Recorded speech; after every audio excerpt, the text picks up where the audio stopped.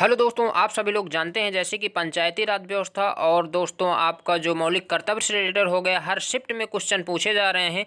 ऐसा कोई शिफ्ट शेष नहीं है जिस शिफ्ट में क्वेश्चन ना आए हों, अभी तक भी पूछे जा रहे हैं। तो स्टार्ट करते हैं दोस्तों। तो आप लोग देख पा रहे हैं यहाँ पे कि सारे A B C D E F करके सारे क्वेश्चन दिए हुए हैं। तो ये सारे क्वेश्चन देखेंगे और दोस्तों मैं आपको याद भी करवा दूंगा ये ट्रिक से, ठीक है। आपको रटने की आवश्यकता नहीं पड़ेगी। तो स्टार्ट करते हैं। सबसे पहले आप सभी लोग जानते हैं कि जो हम लोगों का पंचायती राज व्यवस्था है तो वो आर्टिकल 40 में दिया गया है, यानी अनुच्छेद 40 में पंचायती राज के बारे में हम लोग जानते हैं।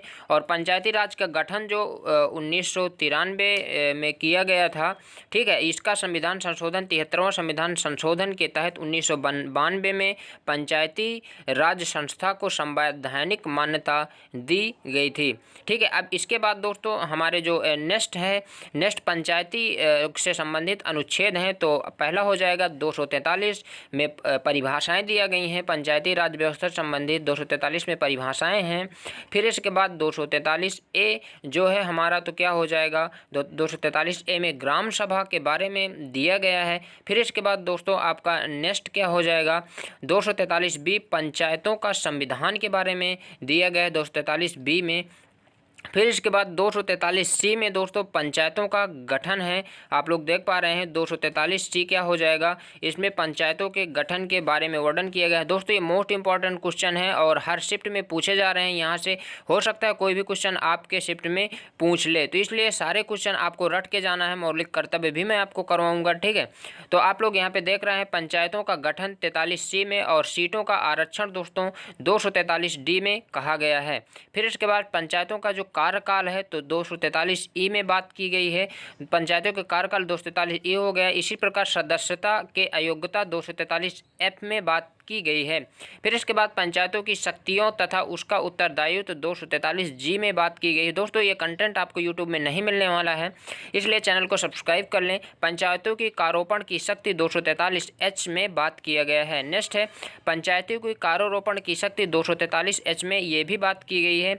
और वित्तीय स्थिति की समीक्षा के लिए वित्त आयोग का गठन 243 आई में इसका वर्णन किया गया है। फिर नेक्स्ट है पंचायतों के लेखा और अंकेक्षण 243 जे में इसका वर्णन किया गया है। फिर नेक्स्ट है पंचायतों का चुनाव संघीय क्षेत्र पर लागू होना 243 के में वर्णन किया गया है। नेक्स्ट है मामलों में इस भाग पर लागू होना मामलों में इस भाग का लागू होना 243 एल में बात किया गया है। दोस्तों मोस्ट इंपॉर्टेंट क्वेश्चन है। कतिपय मामलों में इस भाग का लागू नहीं होना 243 एम में बात किया गया है। ये सारे क्वेश्चन आप लोग दोस्तों नोट कर लीजिए और रट लीजिए। पहले से विद्यमान कानूनों एवं पंचायतों राज का रहना दोस्तों 243 एन में किया गया है, ठीक है। फिर इसके बाद दोस्तों हमारे आ जाते हैं मौलिक कर्तव्य। तो मौलिक कर्तव्य को आप लोगों को देख लेना है, क्योंकि मौलिक कर्तव्य से हर शिफ्ट में क्वेश्चन पूछे गए हैं कि कहाँ से कौन क्वेश्चन हर शिफ्ट में क्वेश्चन पूछे जा रहे हैं कि A B C D F कौन सा मौलिक कर्तव्य होगा। तो ये भी करवा देता हूँ। मौलिक कर्तव्य दोस्तों सरदार स्वर्ण सिंह समिति की अनुशंसा पर संविधान के 42वें संशोधन 1976 के द्वारा मौलिक कर्तव्य को संविधान में जोड़ा गया था। ये भाग 4 के का में है, अनुच्छेद 51, ठीक है, 51 का में के तहत रखा गया है। अब इसके बाद बात करते हैं दोस्तों कौन कौन से हैं मौलिक कर्तव्य। ये दोस्तों अभी कल पूछा गया था, ये 5वां नंबर वाला पूछा गया था, ठीक है।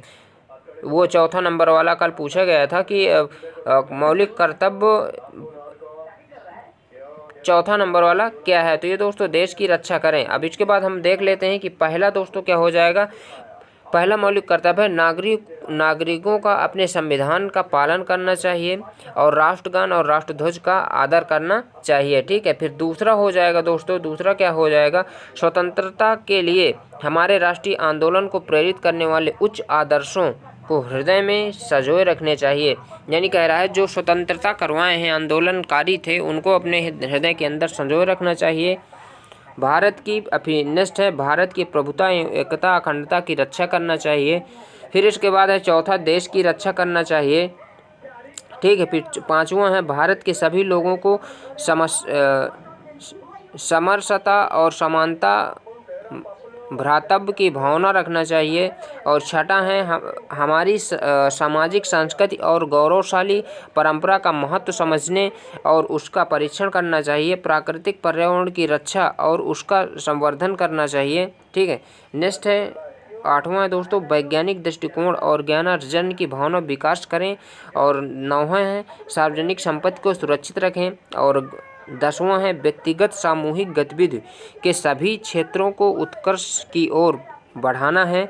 और दोस्तों 11वां हो जाएगा, सभी को याद है 614 वर्ष के बच्चों को प्राथमिक शिक्षा प्रदान करना। 86वें संविधान संशोधन। अब याद कैसे करना है मैं बता दूं दोस्तों आपको कि देखो आपको थोड़ा समझ लाना है कि प्रत्येक नागरिक, पहले नागरिक क्या करेगा, उसका एक कर्तव्य होता है, जो संविधान का कर्तव्य होगा कुछ पालन होगा। अगर कहीं भी रहेगा तो उसका एक निश्चित कर्तव्य करना होगा और पालन करना होगा। तो वो दोस्तों संविधान का मतलब संविधान का पालन करेगा और कुछ कर्तव्य जो होंगे उसे करना होगा। आदर तो राष्ट्रगान और आपका ये राष्ट्रध्वज का आदर करना होगा। फिर इसके बाद क्या करना है, जो अब देखो अब हमें आदर करना किसका है, तो आदर हम उनका करेंगे जो हमें स्वतंत्रता दिलाए हैं, यानी आंदोलनकारी थे, उनको हृदय में एक स्थान देना है। ये भी याद हो गया हो, यानी पहले हमें कर्तव्य करना है, ध्वज का पालन करना है, राष्ट्रगान का पालन करना है और संविधान का पालन करना है। फिर दूसरे में क्या हो जाएगा, हमें दोस्तों अब जिसने हमें स्वतंत्र करवाया हमें उसको अपने हृदय में संजोए रखना है, यानी आंदोलनकारियों को संजोए रखना है, एक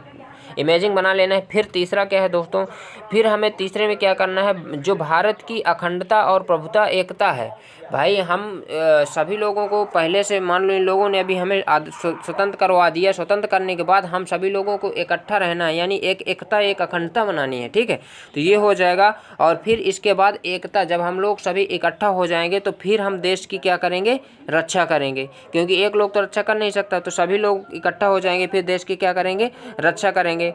ठीक है, तो क्या हो गया, पहले हमें कर्तव्य करना है, कर्तव्य किसके करेंगे, राष्ट्रगान और राष्ट्रीय ध्वज और संविधान की। फिर दूसरा हो जाएगा दूसरा में हमें उन्हें अपने दिल में संजोए रखना है जो आंदोलनकारी थे हृदय में। ठीक है, फिर इसके बाद क्या करना है, अखंडता और प्रभुता को इकट्ठा करना है, क्योंकि जब इकट्ठा हो जाएंगे बहुत सारे तभी हम देश की रक्षा कर सकते हैं।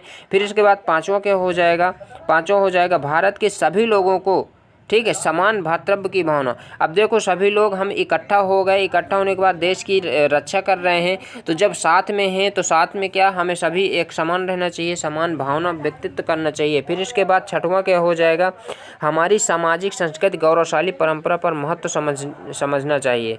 और फिर दोस्तों क्या है, हमें मतलब अपने जो गौरव, अब सभी लोग जब हम एक साथ मिल जाएंगे तो हमें अपने आप में गौरव होना चाहिए कि यार हमें अपनी क्वालिटी समझना चाहिए, महत्व के बारे में अपने जानना चाहिए। फिर इसके बाद सातवां हो जाएगा दोस्तों प्रकृति की पर्यावरण। अब देखो अब जो हमारा गौरव महत्व समझ गए, अभी महत्व समझने के बाद हमको क्या करना है, एक मतलब पर्यावरण। अब दूसरा काम हम लोगों आ गया, पर्यावरण को सुरक्षित करना है। ऐसे दोस्तों एक इमेजिंग बना लेनी है, पर्यावरण की रक्षा और उसका संवर्धन करना है।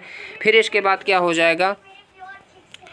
जाएगा दोस्तों, अब इनको थोड़ा सा अभी वैज्ञानिक दृष्टिकोण तथा ज्ञानार्जन की भावना विकास करना है। पर्यावरण हो गया, साथ में ये कुछ याद कर लीजिए। 8वां हो जाएगा वैज्ञानिक दृष्टिकोण ज्ञानार्जन करना, तथा 9वां हो जाएगा, 9वां याद कर लीजिए। 9 से क्या हो जाएगा, सार्वजनिक जो संपत्ति है उसको सुरक्षित रखना। ठीक है, और फिर 10 से क्या हो, व्यक्तिगत सामूहिक रूप से सभी क्षेत्रों में उत्कृष्टता बढ़ाने के लिए हो जाएगा। और 11वां आप सभी लोगों को याद ही है। ठीक है, तो दोस्तों ये वीडियो कैसा लगा तो कमेंट करके ज़रूर बताएं। दोस्तों PDF डिस्क्रिप्शन बॉक्स में जाकर आप लोग डाउनलोड कर सकते हैं और इसे देख सकते हैं, क्योंकि हर शिफ्ट में यहाँ से क्वेश्चन पूछे जा रहे हैं। अगर आपको याद नहीं होता है तो आप लोग बता दीजिए, तो मैं एक ट्रिक भी बना दूंगा, तो आप लोग उसके थ्रू इसको याद कर सकते हैं। तो थैंक यू, मिलते हैं नेक्स्ट वीडियो में, तब तक के लिए बेस्ट ऑफ लक, जय हिंद, आपका दिन शुभ हो।